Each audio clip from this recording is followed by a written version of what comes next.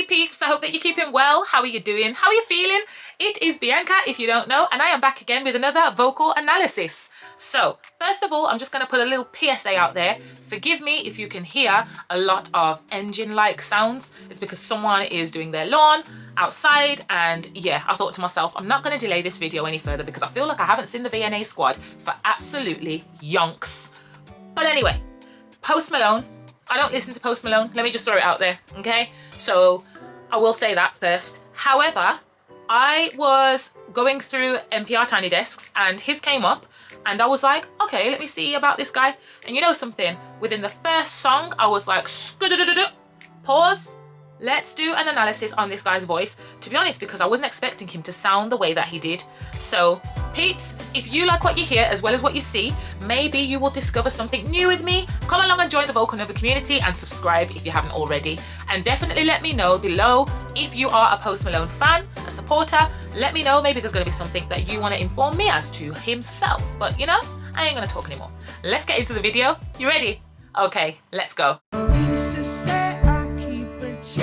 She was a bad, nevertheless. Calling it quits now, baby, I'm a red. Crashing my place, baby, you're red. Needless to say, I'm keeping in check. She was a nevertheless. Calling it quits now, baby, I'm a red. Crashing my place, baby, you're red. So, tell me if it's just me, yeah? But I'm catching the whole of this good feeling energy from him simply because of the way that he is relaying this melodic rhythm. Don't you really like the way that he's giving us that nice melodic ostinato? I'm loving the way that we've got that needless to check, I'm keeping the lit, give me a bit. And he's got the same vowel placement every single time. No matter what word he says, you've got check, le, and the mouth's open in the same way. You've got the same placement coming through as well. It's a nice wide mouth. So when he gives us that vowel placement, it is consistently accurate. I'm also really liking as well the fact that he surprised me, whereby, I'm not gonna lie, I did think like he was gonna be a lot deeper in his voice classification. I thought he was going to be rough around the edges when I first turned it on. He does look a bit rough around the edges, but his voice is then very, I don't know, it's very it's giving me a sense of optimism in there. It's quite wholesome. It's quite there's a bit of innocence to his vocal tone. Do you know what I mean? And I feel like I'm like, ah, okay, as I'm listening to it. And then even when he went a little bit higher, but he let it get vulnerable there. So it didn't just, you know, crack off, or, you know, it wasn't just on. We had that sense of vulnerability then tap in as he got a little bit higher. Let me show you exactly where I mean. So when he gives us that, calling it quits now, baby, I'm a wreck. Yeah, it isn't just like, calling it quits now, it's calling it quits now. Yeah, so it's kind of like, oh, mate, look, I'm done for. Do you know what I mean? Well, done for. Let me translate that. Man, it's getting on top of me. Or, do you know what? I can't take this anymore. And really, really nicely relays that through the way that he has that vulnerability in there. He softens up in his tone, so it's not as thick. We get a nice thinner aspect to his folds, which then translates that emotion. Crashing my place, baby, you're red. Thinking in a bad way, losing your grip. Screaming at my face, baby, don't trip. Someone took a big L.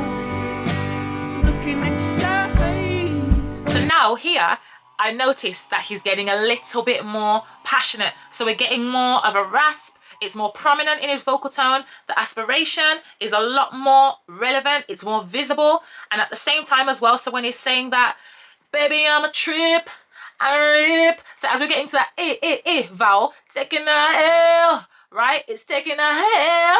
Yeah, so now we're getting more of that rock, somewhat distortive kind of nuance into his voice. That's becoming a lot more clearer. So it nicely elevates the song. Do you know what I mean? And it happens organically, I feel. It's not something where you've got a clear, okay, now I'm doing this, now I'm doing that.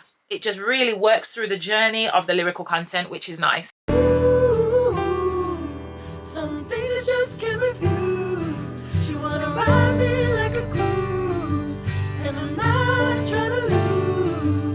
Ooh, every everybody is succinct in the BVs. You know I love a good, nice, succinct vocal when it comes to backing vocalists. It was nice. Everybody had the same way that they would shape the mouth, even the vocal tone as well. Nice, slightly airy, but at the same time, the words were very much distinct in the way that they were delivered dictation-wise. We didn't have ooh, ooh, oh. We had ooh from everybody. Ooh, and that was nice.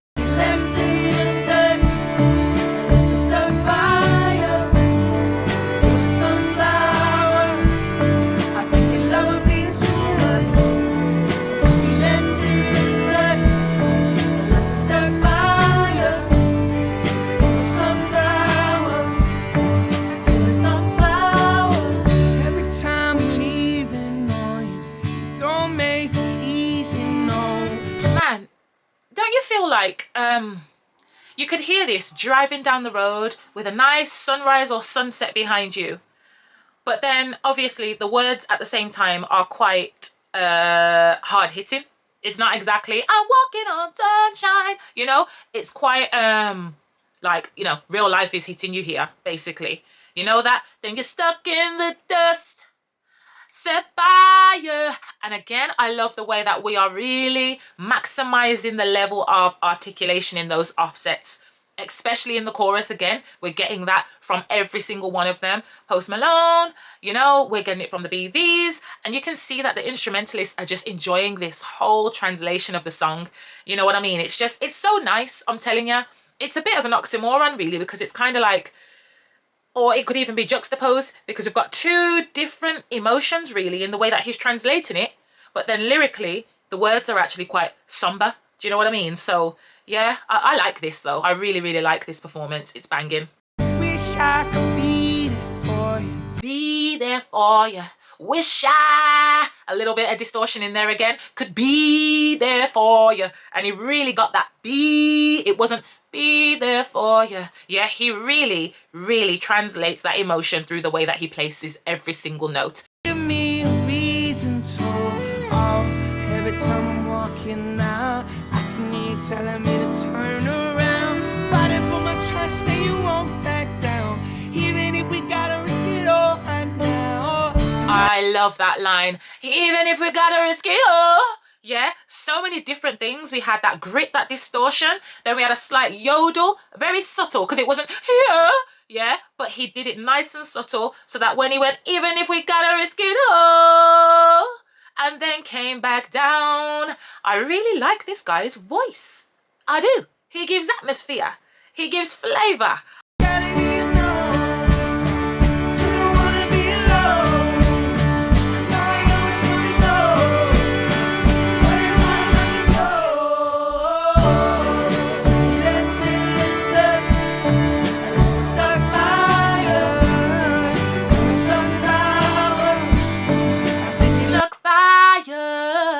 And he allowed it to get a little bit more vulnerable.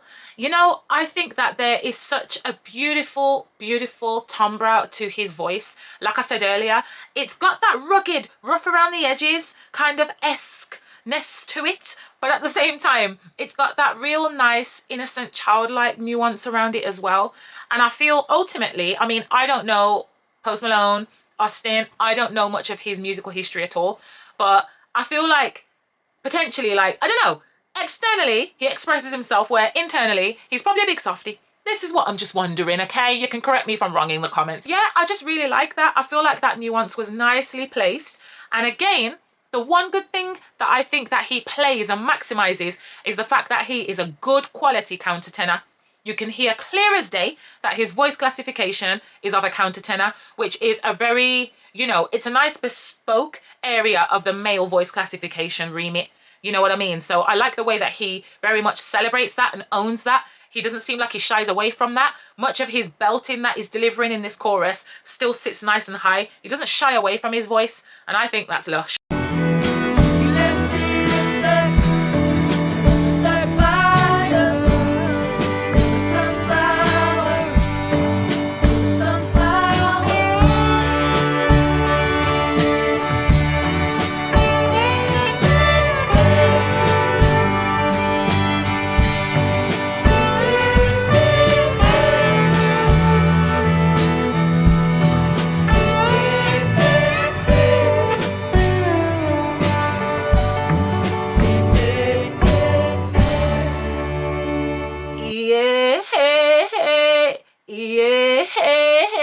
making it on that side sweep. So it increases the way that he's able to attack it with somewhat a nasally kind of effect, but at the same time it's still mixed in with that rasp. So we're getting yeah,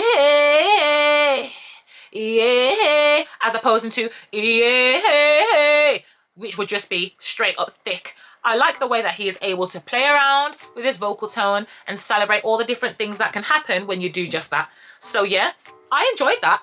Go Post Malone.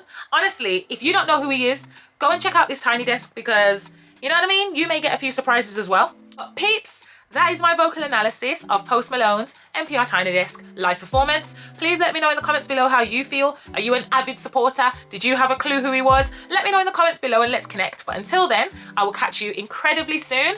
Much love and God bless. Bye.